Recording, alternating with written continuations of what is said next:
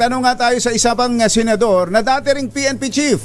Senator Ping Lacson. Senator Ping! Magandang morning! Si Ka Jerry at si Ka Tunying po ito. Yeah, Katunying, Ka Jerry, magandang umaga sa ating lahat. Apo. Sisimulan po namin dito sa PNP chief. Kayo po nung malaman ninyo, marinig ninyo, ano pong first reaction o naramdaman ninyo, Senator Ping? Well, unang tanong siyempre, bakit kaya? Kasi at the time na talagang bit-bit niya yung PNP, yung buong organization sa, alam mo, magandang perception ng publiko dahil sa mga ginagawa niya. Eh yun nga, biglang may balita na papalitan. Actually, may nagpadala nga nung yung sulat ni Executive Secretary Bersamin, kaya nakakagulat. Nagulat din pala kayo. Oo, ano po yun? Kahapon? Hindi akalain talaga maraming hindi nag-aakala na mangyayari. Pero yun nga, dahil batid ko naman na merong konting background doon sa tungkol sa pagka-sibak niya, pag-reshuffle niya ng mga pulis. Ang pinakamaano doon, yung number 2 man. Kasi noong panahon ko, natatandaan ko, binigyan ako ni President Erap ng blanket authority. Ikaw na magpatakbo ng PNP, yung mga designations, assignments, maski yung sa promotion. Kasi ang level ng authority ng Chief PNP sa promotion, hanggang Police Lieutenant Colonel, sa kanya yan Hindi na kailangan dumaan kung saan. Pwedeng on the spot, mag-promote. Ako, nagpo-promote ako on the spot noon pagka binalo ko sa field at may magandang accomplishment. Ora mismo, sinasabihan, inaano ko doon, orders to follow, pinopromote ko na. Pero yung command group, ang command group kasi, 3 lang naman yung Lieutenant General sa command group. Diba? Yung Deputy for Administration, number 2 man. Deputy for Operation, number 3 man. Saka yung Chief Directorial Staff. Yun talaga hindi ko pinakailaman yun. At yun talagang pinaubaya ko yun sa mas nakakataas sa Commander-in-Chief at saka sa chief sa head ng ex-officio, chairman actually ng NAPOLCOM. Kasi ang Secretary ng Interior and Local Government, siya yung ex-officio chairman. As SILG, wala siyang pakialam sa PNP. Pero as ex-officio chairman ng NAPOLCOM, doon siya merong supervisory authority. Yung po bang... Ang narinig ko noon, kasi di ba nireshuffle niya, nireverse ng NAPOLCOM. Pero hindi siya tumalima. Diba, nagkaroon pa ng flag raising yata na pinakilala niya pa si General Bana. Yes, tama po. Bana, na parang diniin niya. Yun ang nakikita ko lamang pwedeng dahilan na kung bakit, sayang kasi alam mo, noong una siya na-appoint, medyo nagkausap kami ni Secretary John Vic noon Nung kampanya pa ito doon sa Cavite, nung nag-rally kami sa Cavite, sabi niya, Senping, anong palagay nyo kay Nick Torres? Sabi ko, ayan ang kailangan. Yan talaga yung nahanap nyo, yung mission-oriented na pag inutusan, talagang ibabangga yung katawan niya for the accomplishment of the mission. Maganda yung attitude. Ngayon, dahil kung gano'n, kung lagi kang sumusunod sa chain of command o kaya sa mga nakakataas, dapat sana naging consistent na lang doon, hindi lang sa operational matters, kundi sa administrative matters. Ang nakita ko lang na pagkakamali, kung maituturing na pagkakamali ni General Torre, yun nga, dapat nung nireverse ng NAPOLCOM, either nakapag-communicate siya or in the first place, bago niya nirelieve yung kanyang number 2 man, si General Tates, dapat man lang sana nakitao po. Yun, nagpasintabi. Kumbaga sa flood control project, passing through. Naisingit. Pero Senator Ping, sa tingin nyo, ganun ba kabigat yung kasalanan yun at matatabunan kung may ganun mang pangyayari at ganun ang kasalanan para matabunan yung ibang mga ginawa niya. Accomplishments, mga ginawa niya at mga ginawa niya para sa administrasyon? Hindi pa natin alam kung ano yung mga nasa likod ng istorya, yung mga behind the scene. Hindi tayo privy dun alam ko lang, yun nga, dahil sunod-sunod yung pangyayari, may order ang Chief PNP, naglapalabas ng mga general orders sa headquarters, pero ni-reverse.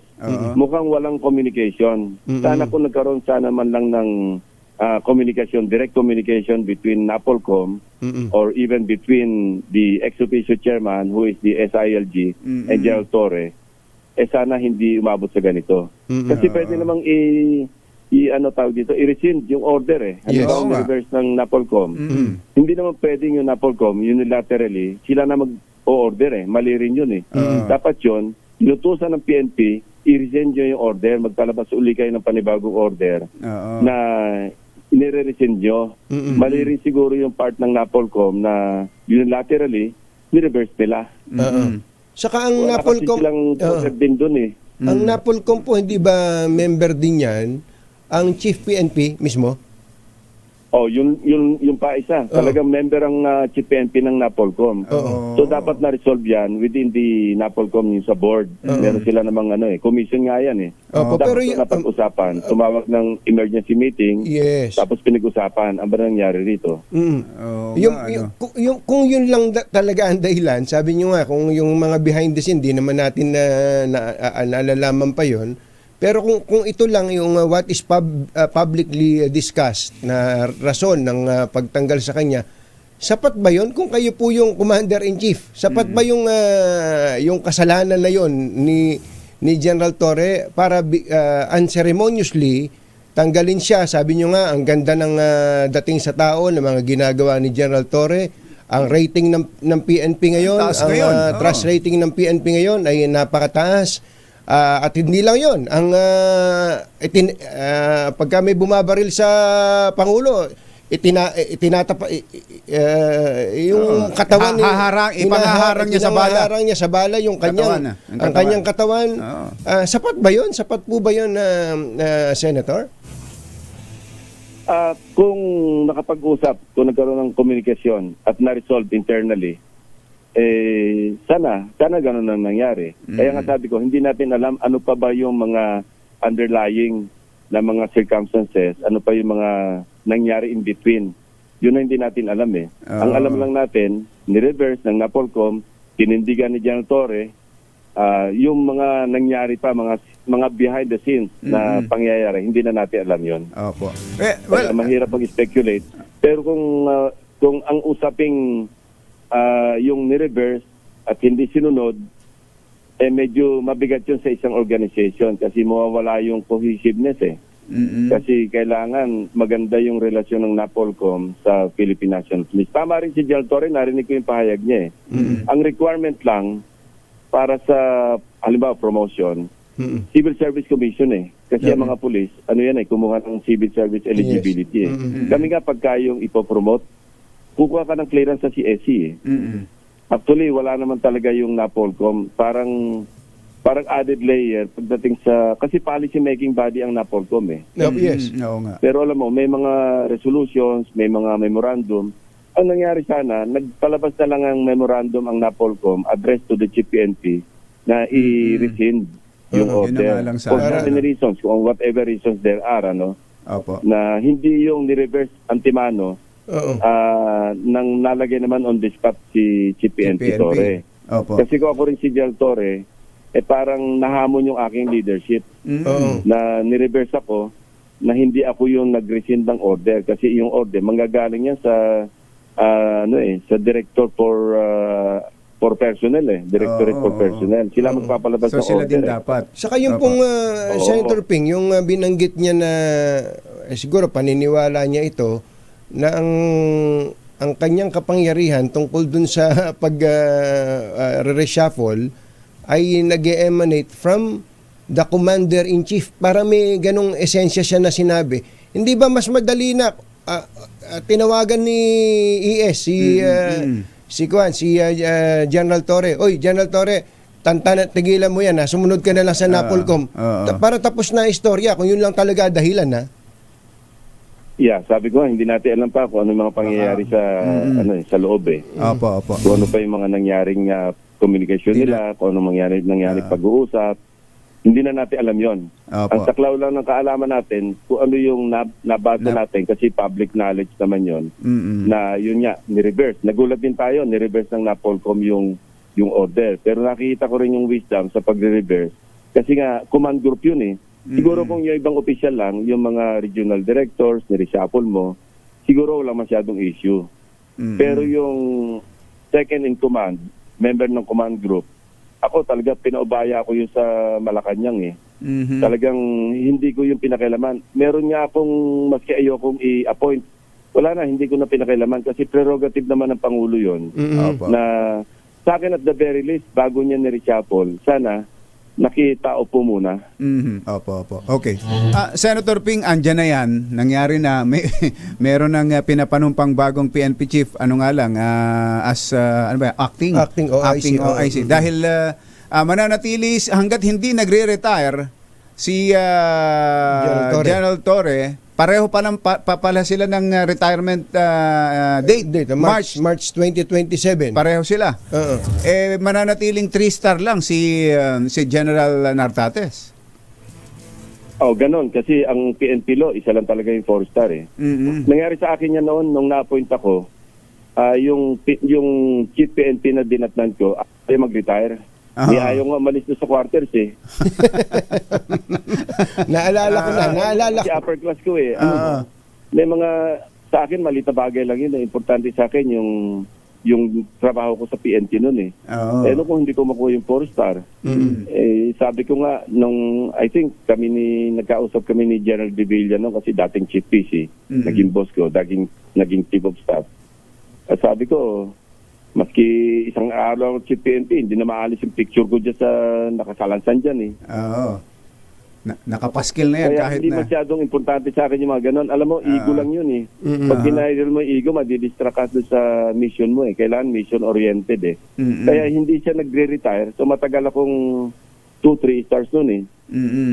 Pero ba't nang huli, siguro, dahil okay naman ako nung naging chief PNP ako, in the course of time, over a few months, parang naibangon ko rin yung puri ng PNP. Nagkusan loob na, hindi ko nga kinausap yun eh. Kung pwedeng sir, baka naman pwede mag-retire ka na. Ang pension mo naman ay pareho na rin. Hindi ko nga hindi nga wala kaming usapan. Hanggang sa nabalitaan ko na lang, nag-file na siya ng retirement. So yun, saka po nakuha yung aking 4-star. Kaya nga delayed yung aking 4-star. Pagiging 4-star. Opo. Well, hindi lang kayo. Mayroon pang ibang mga naging PNP chief na ganyan na naging sitwasyon. Hindi ko kaya dapat i-amend na rin ang PNP law, Senator Ping, na kapag ang isang PNP chief tinanggal, considered retired na rin siya kaagad. Pati yung retirement law. Subagay, nakapaloob naman yun dun eh. Apo. Yung term 4 years yan eh. Aha. Tapos yung mandatory retirement age na 56 years old. Aha. Ganun ang ano. So, hindi mo rin mapipilit kasi nga mayroong batas. Siguro nga pwedeng revisit yung PNP law, pati yung 8551, yung amendatory law. Para na sa ganun, pagka nirelieve na, tinanggal na, automatically retired na. Retired na. Oho. Sa AFP ganyan din ang naging problema nitong mga nakakaraan, di ba? May mga naging issue rin sa AFP. Pero mukhang meron ng bagong batas ngayon na kapag AFP chief ka, in-appoint ka, may fixed term. May fixed term na. Pero kapag tinerminate yung appointment mo bilang AFP chief, kasabay na rin na retired ka. Ganun yung nakalagay na sa bagong batas ng AFP.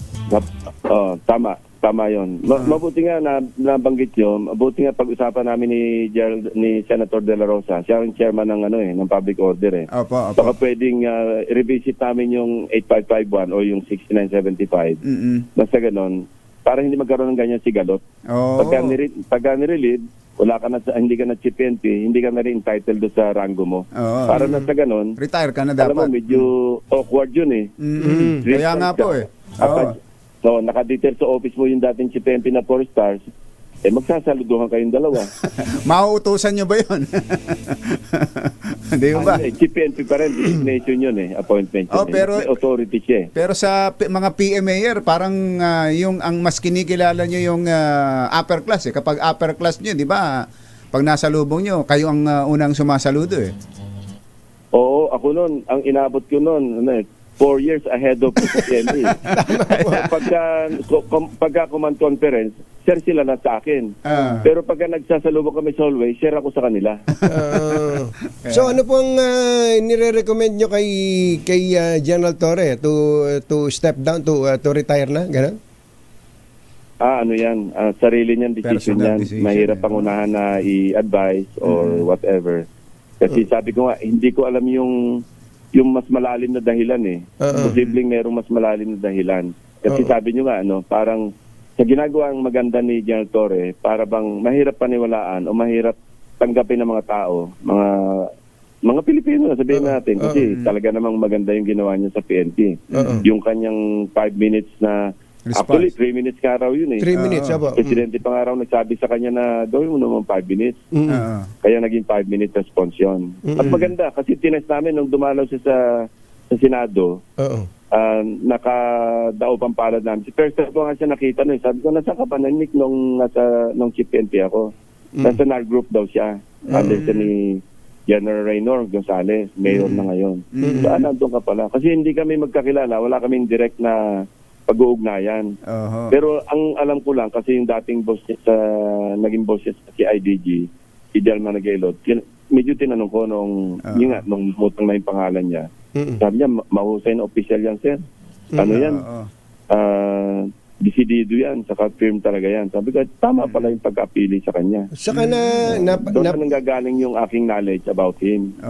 napatunayan naman ni General Torre yun. Pero yung nabanggit ko po kanina yung unceremoniously yung pagkatanggal. Siyempre, sabi pa nasa balita nga 5 beses siyang tinatawagan ni Secretary John Vic Remulla para dun sa turnover kahapon, pero hindi na po siya sinasagot. I'm sure masama loob at meron ding mga nakikisimpatya, hindi lang mga kapwa niya opisyal, kundi mga taong bayan. Ang totoo, pag binasa niyo po yung mga reaksyon ng ating mga kababayan ngayon, marami po ang sumisimpatya kay General Torre. Ang tanong po, meron bang pwedeng gawin ang pamahalaan, ang Pangulo, para naman wag malagay sa ganitong kaya po yung inabot. It's one of the greatest humiliations po na inabot po siguro niya.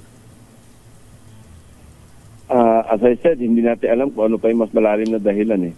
Ang importante din dito, yung PNP is a very professional organization, na nagsusunod yan sa chain of command kung ano yung legal order. Wala namang illegal doon sa order sa pag-relieve sa kanya kasi sole prerogative ng Pangulo yan Opo. na tanggalin kasi hire and fire presidential appointee, maski cabinet secretary, anytime pwedeng tanggalin ng Pangulo. At ang PNP naman, like any military or uniform organization, tatalima yan na susunod yan sa chain of command. Malaking challenge kay maidagdag ko lang, malaking challenge kay General Tate. Napalaki ng sapatos na ipiling niya. Kaya po siguro ganun yung hugot ko, Senator, dahil kung talagang ito lang ang dahilan, yung tungkol sa, bagamat importante ito, yung tungkol sa Napolcom defiance. Mukhang kailangan nila humanap na ibang dahilan. Dapat humanap sila na ibang dahilan. Kasi kung ganito kabilis ang pagkatira kay General Torre, who is becoming popular, at kinaiinggitan, baka pinagseselosan na rin ng mga nakapaligid sa Pangulo, bakit yung mga involved sa flood control projects, hindi masibak-sibak? Ba't hindi halihawi ng 2x2 at kaya nga tanong natin, ganun ba kabigat yun? Yung kasalanan ni General Torre? Higit na mabigat yun kaysa dun sa kung kasalanan naman ni General Torre ang defiance na iyon? Ibang level yon yung sa flood control. Ibang level, tama ibang kayo. Level na yun, Senator Ping. compare dyan. Walang comparison na Senator Ping. No match. No match. Walang comparison. Which brings us to our main topic for today. Which is love. What is love? Meron pa bang part 2, part 3 ang privilege speech ninyo, Senator Ping, sa flood control? Depende kasi sabi ko nga, kung may mga mas seryoso pa at mas nakakagimbal pa at mas malalaki pa na mababalidate. Nagbabalidate kami kasi ngayon Opo. May mga information pumapasok na kailangan ng validation. Opo. Kapag solido ang pinanghawakan namin, malamang sa hindi magkaroon ng part 2. Opo. Okay. Marami na kayong nabanggit, marami na ring na-report itong mga nakaraan tungkol sa ghost projects, yung ano pa tawag doon, double appropriation, kambal. Pero doon pala sa listahan ni BBM, Senator Ping, meron pa palang wala doon? Na-check nyo ba na pwedeng edited o may mga dinagdag bawas na doon pa lang sa listahan na ibinigay sa Pangulo? Ayoko naman pag-isipan na masama si Secretary Bonoan na pinilter nila. maring nakaligtaan nila o kaya talaga hindi abot ng kanilang kaalaman. Tulad yung Darcy and Anna, Aha. wala naman doon. O, tinan nyo O, na. yun may Oo. mga ganon na talaga medyo talamak pero bakit hindi nasama sa listahan? Oho. Yun hong sa San Carlos, yung nakausap naming tao ng mayor ng San Carlos sa Bacolod, sa Negros. Wala din daw po yun, yung tatlong malalaking flood control sa kanila. Wala din sa website ng Pangulo. Kasi napakaraming kalokohan talaga eh. Maraming mga yung fly-by-night na parang lang to eh. Parang turo-turo lang ng mga DE eh. O ikaw na, akin na lisensya mo. Di ba nga, ang nilahat ko doon, mismong District Engineering Office na ang nagpapatupad nagpapa-implement ng proyekto, hinihiram yung lisensya ng mga kontratista. Meron Tama, pa nga ganun nga pillars na nangyayari. dumating, pati yung PCAB. Oo, Yung ayan. accreditation board, may kalokohan eh. Parang, maraming kalokohan talaga. Parang sindikatong malaki, sabihin ko na. Pwede ko na sabihin na yung DPWH is a big criminal syndicate. Oo. Sama-sama na eh. Oo. Kasama ho ba Hindi ko dyan? nila lahat, pero yung mga sindikato sa loob talagang talamak. Bakit napapabayaan? Oo.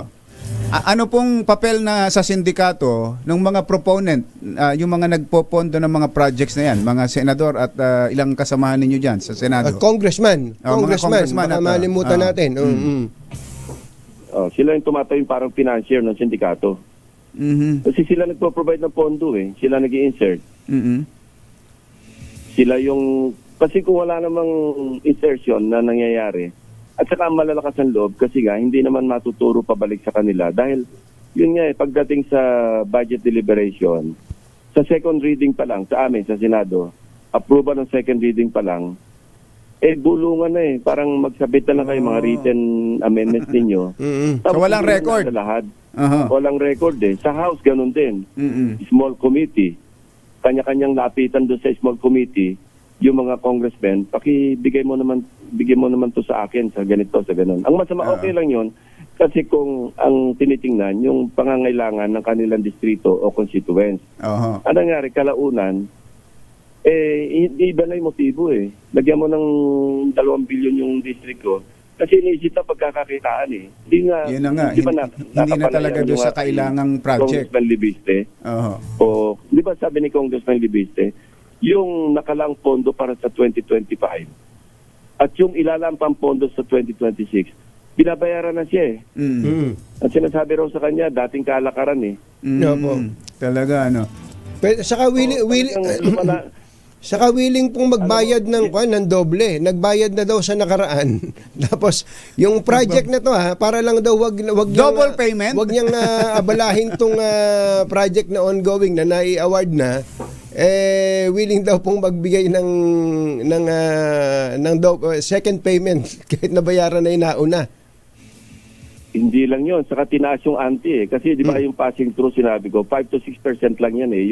Yung distrito na yung district representative na may jurisdiction sa kanyang distrito, ito yung passing through eh, dapat 5 to 6%. Itinaas nga sa kanya, ginawan 10% sa kanya eh. Tinan nyo na. At pina-advance eh. Parang royalty lang pala yun. Nag-iimbestiga siya at medyo siguro, alam din na bilyonaryo ito, baka hindi patulan ng 5 to 6%. So tinaas nila ng 10%. Opo. At bilang na nila yung 3.6 billion, kaya nga abot hanggang 360 million yung offer sa kanya eh. Yun ang aabot ng ganun eh. Ito rin yung isang masamang nangyari, kaya umabot na sa sukdulan yung pagka-corrupt noong 2025 DAA. Sabi nga ng Pangulo, hindi ko na makilala yung President's budget, kaya ang dami niyang binito. At saka ang dami niyang nakatawag doon yung for issuance of for late release. Late release. Oo, naka-hold. Kasi isipin nyo, tinanggalan ng pondo yung PhilHealth. Kapag tapos yung pondo ng DepEd, nilampasan pa ng DPWH. Violation na ng Constitution yun eh. Umabot na sa sukdulan, dahil sa katakawan, pinuno na talaga kasi nandun na yung mga suki nilang kontraktor sa DPWH eh. So hindi na sila nagkasya doon sa ceiling sa budget ng DPWH. Pati nga yung sa PhilHealth na sabi ko special law kasi syntax law, yung batas na sumasaklaw sa PCSO, batas na sumasaklaw doon sa PAGCOR, puro earmark yun eh. Special laws lahat yun eh. Pati yung pinahimasukan na yun ang ng kinuha. GAA, naglabas sila ng general provision, ng special provision under the program appropriations para ma-justify na magalaw nila yung PhilHealth kasi sinaman na doon sa mga doon sa under the special provision under the program appropriations yung GOCC na pwede nilang tanggalan. Yung PhilHealth GOCC yan considered Tama so po. tinanggalin nila ng pondo para lang masatisfy siguro sa dami na rin nila na matatakaw hindi na magkasya sa kanila. Oh. At yung iba siguro, pagkalalaki na ng yung mga funder, gustong i-insert, so para ma-accommodate lahat, nagtanggal pa sila Nagtanggal sa PhilHealth, sa- nagtanggal pa na sila sa ibang mga... Ngayon nga ako narinig na from regular budget, nirealign sa unprogrammed fund. Oo. Kasi yung special purpose fund, tatlo kasi yan, Jerry, Anthony Yung regular budget, ito yung regular budget talaga. Opo. Tapos yung isa, yun yung tinatawag na special purpose fund. Opo. Nandun yung unprogrammed appropriations. Pangatlo, automatic appropriations. Aha. Baka sa susunod, kung di naawat ito, baka pati yung automatic appropriations, baka masukan na nila. Yariin na rin. Grabe, Opo. no? Yariin na rin Opo. Panghuli na lang, Senator Ping, nabanggit ninyo yung 2025 budget na yan para hindi na maulit dito sa ginagawa ninyong budget ngayon for 2026. Nung nakaraan, nakausap namin si Senator Win Gatchalian, tinatanong namin, pwede bang i-identify, nakasulat na malinaw at nakalagdang malinaw ang pangalan nung nagsingit. ng nagsingit proponent. Kasi gusto ko sa distrito ko ganitong project Gusto ng isang senador, wala naman kayong congressional district na nasasakupan. Gusto ko lagyan nyo na magagandang proyekto ang isang probinsyang ito. Pwede ho bang malinaw na gano'n na nakasulat ang pangalan? Sabi ho hindi ho masagot sa amin ni Senator Win Gatchalian nung nakaraan yan. Kung pwede, kung ng ubra. direkta kung pwede. Sa inyo ho ba? Pwede ho ba, Senator? Hindi niya rin masagot sa akin yun nung interpellate ako Kasi nung ina-adapt namin yung concurrent resolution number 4, ito yung transparency So sabi niya, i-upload yung NEP, i-upload yung GAA, i-upload yung second reading, third reading. Sabi ko, hindi na importante Oo. Kasi hindi natin maaawat yung mga kasamahan natin na walang habas na pag-i-insert, pag-re-realign, kung alam nilang hindi naman matuturo pabalik sa kanila. So sabi ko, baka pwedeng gawin nating ikasama sa pag-upload yung authors o yung proponents ng mga amendments, Okay. aka insertions. Opo. Hindi niya rin masagot sa akin yon. Kasi yun sana yung amendments ko na pati yung identities ng mga proponents. Sabi niya, Malinaw, paano sa interpellation ito, naka-record ito sa amin sa plenaryo. Sabi niya, ang problema, may mga kasamaan tayo na amendment to the amendment. Sabi ko, nevertheless, madali yun maski amendment to the amendment to the amendment to the amendment. At least meron tayong nababacktrack natin sino-sino yung nag-amend. Kasi ganun, pag pumalpak yung proyekto, yung pagpopondo o yung proyekto, alam natin kung sino yung nag-propose. Opo. Ayaw po ba? Ayaw po ba ng ibang senador na mabanggit ang pangalan nila doon sa mga amendments Dapat na yun? proud sila. Oo. Dapat proud sila sa amendment nila. Walang kumikibo noon. Pero anong nangyari, nagkaroon kami ng sariling pagpupulong kasi sabi niya pag-usapan na lang namin. Nilagay ko rin on record. Ganoon din ang suma. Kaya pumayag ko. Sabi ko, i-withdraw ko na yung amendments ko tungkol dyan. Kasi meron na on record naman ng pag-usapan natin. Na pag may nakita ako, maski sino senador, may nakita umusbong sa isang ahensya at nabawa sa isang ahensya, pag tinanong ko ba yan sa iyo sa floor, sasabihin mo, i-identify mo kung sino yung nag-amend. Oo daw. Sabi ko, tama na sa akin yun. At least ganun din ang At least matulog. is the same. So, okay Malalagay na sa record. At on record dyan, Aha. napagkasundo natin, ang isa pang problema niya kasi, kung daw may mga kasamaan kami, dagdag lang ng dagdag. Merong isang senador, mag-a-amend, may written amendment, 5 billion dito sa isang departamento. Wala naman sinasabi kung saan kukunin. So, problema ng chairman ng Committee on Finance yun. Sabi niya, paano naman same thing? Ako naman yung pagagalitan ng mga ahensya dahil ako yung lalabas sa naka-upload na dokumento na ako yung nagbawa sa kanila kasi yung mga kasama natin, mahilig lang magdagdag, tamad naman maghanap kung saan Ayun. kukunin. Mm. O sabi ko, edi pagkasunduan natin na pagka mag-amend sila, magdagdag sila, isama na nila kung saan ngayon sila kukunin, hugutin. Oo, para At malinaw. kung matanong kita sa floor, sabihin mo sa akin kung sino yon. Oo daw. Sabi ko, sige, okay na yun sa akin. Para yun naman ang, ngayon, sa house ang problema. Kahapon, pinadala ako ng kopya ng resolution, ni Congressman Toby Chanco. Mabuti nga, meron ng parang ganun din ang direction sa House na meron din siyang version ng concurrent resolution kasi hindi naman magiging binding yung concurrent resolution kung Senate lang ang nagpasa. Tama, apo. Dapat yan, concurrent resolution, binding sa both houses. O, ang gusto ko pa nga batas para binding din sa public. Kasi kung concurrent resolution binding sa Senate at sa House, hindi naman binding sa public, hindi makapag-demand ng publiko. So mas maganda kung batas. Meron nga akong final na bill pang 5 beses ko nang pinapile to mula pa nung 14th Congress. Hindi talaga pumapasa. Ano po yan? Ayaw nila talaga ng transparency. Transparency measure. Nako. Senator Ping, mahaba-habang usapan to. Baka pwede maka-round 2 tayo. Maraming salamat po at magandang umaga po sa Thank inyo. you, Senator. Thank you. Thank you very much. Senator Ping Lacson.